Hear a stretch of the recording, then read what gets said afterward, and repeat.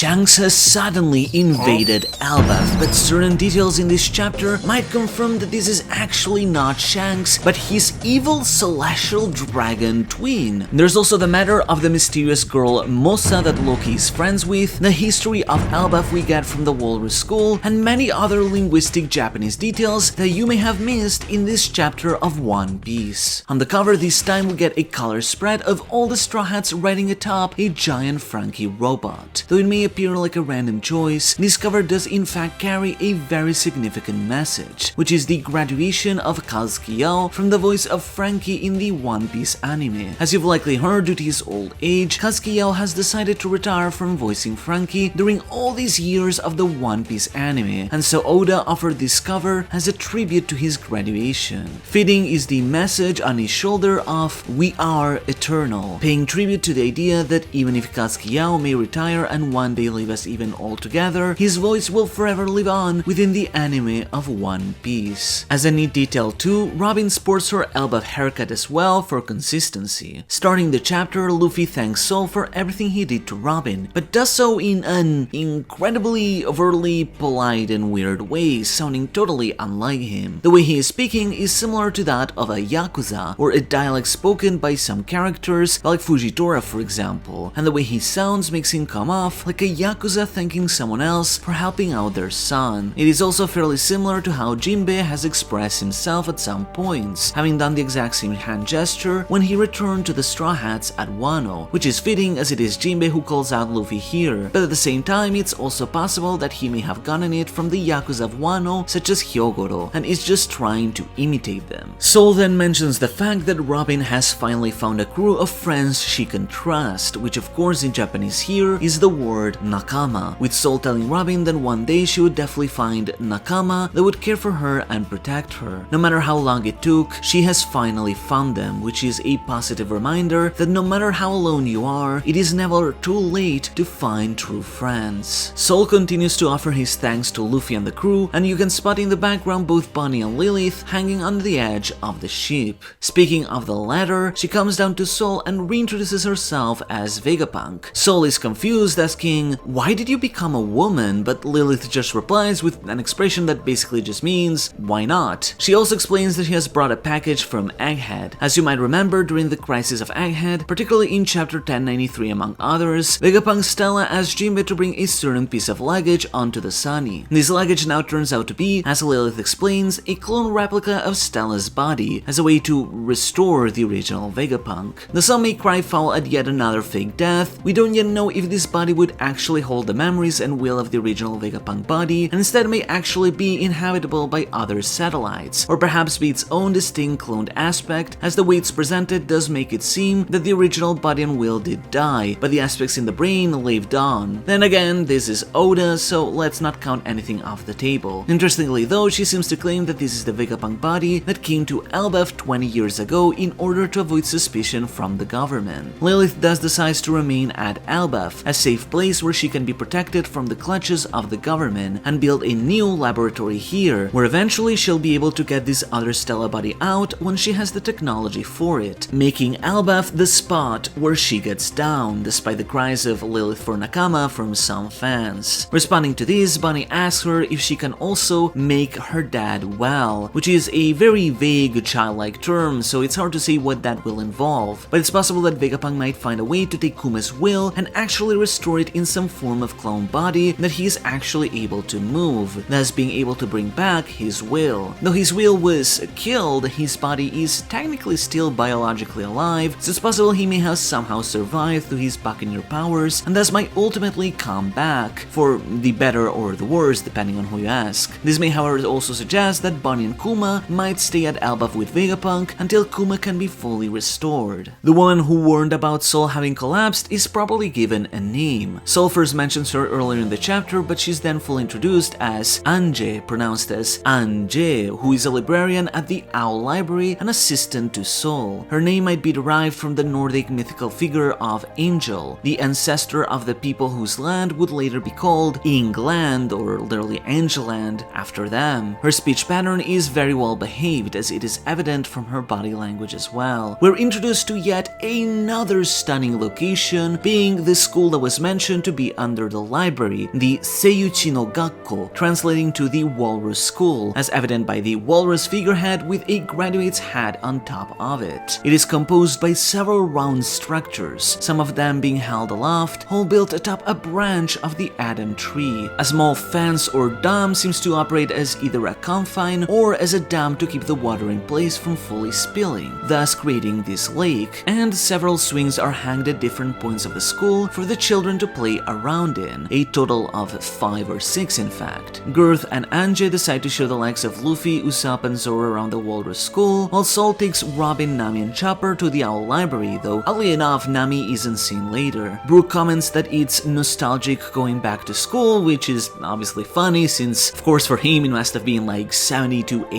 years ago. At the same time, it's a small detail that indicates Brook received an education in the kingdom he was a knight of before becoming a pirate. Perhaps that is how he learned to play so many different instruments, as he claimed to be able to play any type of instrument. Meanwhile, in the background, Frankie wonders about the colossal tree that Elbaph is made of, which of course is him already commenting on the fact that this is the very same treasure tree atom of which the Sunny is made of, so I wonder what his reaction will be. The Straw Hats at the Walrus School get briefly bullied by some giant kids, but the girls put them in their place, forcing them to apologize. They also ask them not to call them chibi ningen or little humans, as it's seen as a pejorative term. It turns out these giants are much more well behaved and polite than one might expect, being educated on the idea of being pacifist rather than warriors. They get a better explanation from the person they accidentally ran on, being Ripley Sensei or Professor Ripley. This was the mysterious Ripley mentioned a couple chapters back, whom the bartender asked Colin to bring food to. It makes sense, as Colin would have reason to come all the way to the school, being a kid and all. Her specification as a teacher is living creatures, seibutsu, what we'd call biology. She's got quite the Viking design, featuring the same braids that Girth, Loki, Angie, and several others have, and a tattoo running over her left eye all the way through her body. This tattoo is traditionally associated with the image of Vikings, despite the fact that there isn't much historical evidence to suggest this may have really been the case, but it survived as such in their public image. Unlike the children, she actually speaks fairly rudely, saying, "Sorry our brats won't shut up," which even the kids point out that it's really rude, but she just tells them to just not follow her example. She uses the fairly casual feminine pronoun of atashi. Going back to what she was saying, she explains that unlike the fierce giant warrior pirates of 100 years ago, the terror of the blue Oni and red Oni Dorian Bragi, the giants have changed with the eras. She explains that the previous king, Harald, had tried to change and reform Warland into a country where, in his words, he wanted to favor trade over plunder. He faced a lot of opposition from more traditional elders, but it seems he was on his way to bring about this change, until he was eventually killed by Loki in order to seize that legendary fruit, before he could fully achieve his dream. Ripley even calls herself part of the last generation of warriors, which puts into question how Usopp will further react to that concept and his personal growth. We already saw hints of this in Big Mom's flashback over 60 years ago, where Jarl and Yodel talked about Carmel wanting to bring about trade over plunder, even using those exact same words in chapter 866. So perhaps it really may have been Carmel that inspired a younger Harold to start bringing about this change, all of them unaware of her true nature and how those were all lies, ironically enough. It does make you wonder, however, if Loki had some grander purpose in wanting to kill Harold aside from the fruit, and if he disagreed with his values being someone who seemingly likes violence, or even maybe seeing this as a doomed future for Warland, given the dangers of the government if they softened up. Next, Saul shows us inside the Owl Library itself. In this beautiful sprawling location, giant books are dotted all around, with intertwining vines and staircases to access them all. A giant owl watches from above, which is unclear if it's actually alive or some sort of statue or whatnot, next to which is a lone chair. Mysteriously, this library has the power to enlarge any book it enters instantly, which most likely has to be some sort of devil fruit having effect over the area. But I wonder what type of fruit it specifically is and who is using it, perhaps even the owl itself. Also, as we know, Saul was able to preserve the books of Ohara thanks to Hyrodin's help. Robin recalls her first time stepping into the library, which is a memory that already appeared within her flashback. However, this should also hopefully include the poneglyph research that the scholars of Ohara did, which Vegapunk had studied and learned about, detailing in his broadcast. Supposedly, this should even include the elusive elusive name of the ancient kingdom which should serve as a key to its people's identity and values, but unfortunately we don't get to it here quite yet. Hopefully this isn't something that will take another 100 or 200 chapters to get to, and we get to read it soon. Switching to Elbaph's underworld, Loki is having a call with someone via Denden Mushi. This is a new snail type, being a Yuki Denden Mushi or Snow Denden Mushi, adapted to cold and with voice recognition, meaning Loki doesn't need to use his hands to use it. Because of that, it's hard to understand if the fur around it is meant to be a beard of the person speaking or just the Denden Mushi's own natural fur, as it appears to have a beard and a mustache, but it's unclear if it's just native to this species so it can survive in the cold better. Loki is speaking with a friend whom he addresses as Mosa. Particularly, he calls this person with the suffix ko as Mosako, which is a very old honorific used for high-ranking people, something similar to lord, though it can also be used affectionately for people you care about. A modern example you may know of this is the dog Hachiko, who is just Hachi but is called Hachiko with this honorific, the one that inspires Shushu's story, which was affectionately given this honorific to honor its incredible service of waiting for its owner. It is also unclear, however, if Mosa is their actual name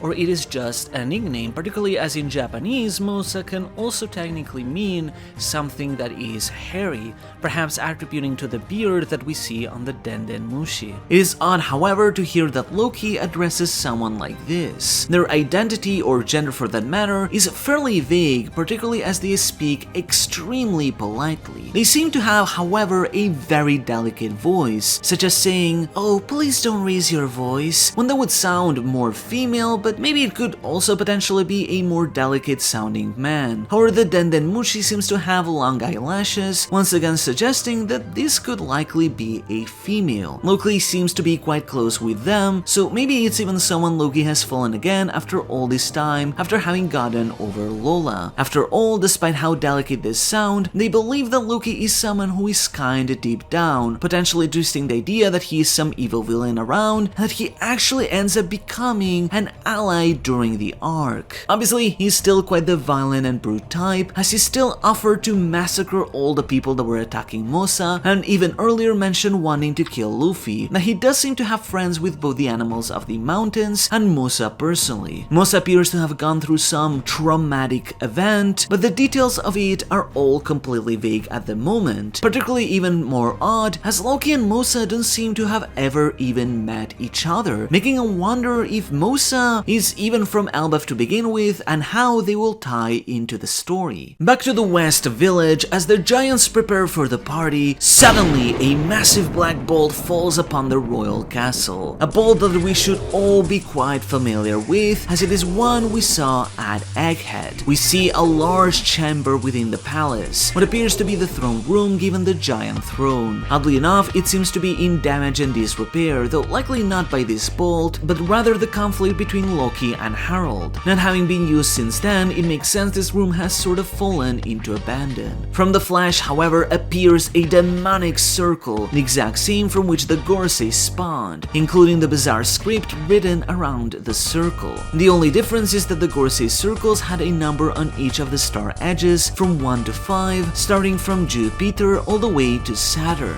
However, these have no number, as the ones coming here aren't the Gorsei. We now have a better understanding of how these circles work, being the powers that Imu conferred to the Gorsei, so essentially Imu's demonic powers, thus meaning that the Gorsei can spawn each other within their vicinity. Or at least we had originally assumed the conditions being that the Gorsei could only teleport each other to one of the 5's vicinity, but could the demonic circle be able to cast anywhere in the world? Or were there special conditions that let it work here? It does appear that both robbed figures came here at the same time, but just how exactly did this work? It also brings into question if Imu can teleport anyone or if it is only people who have made a pact with Imu. As such, do the two of them perhaps also have demonic mythical powers? Either way, far juicier is the identity of the two robbed figures specifically, because while one of them is more mysterious and likely a new character, the other one is red-haired Shanks? That appearance is indistinguishable after all, the red tone hair, the beard and those eyes, but then again, what if this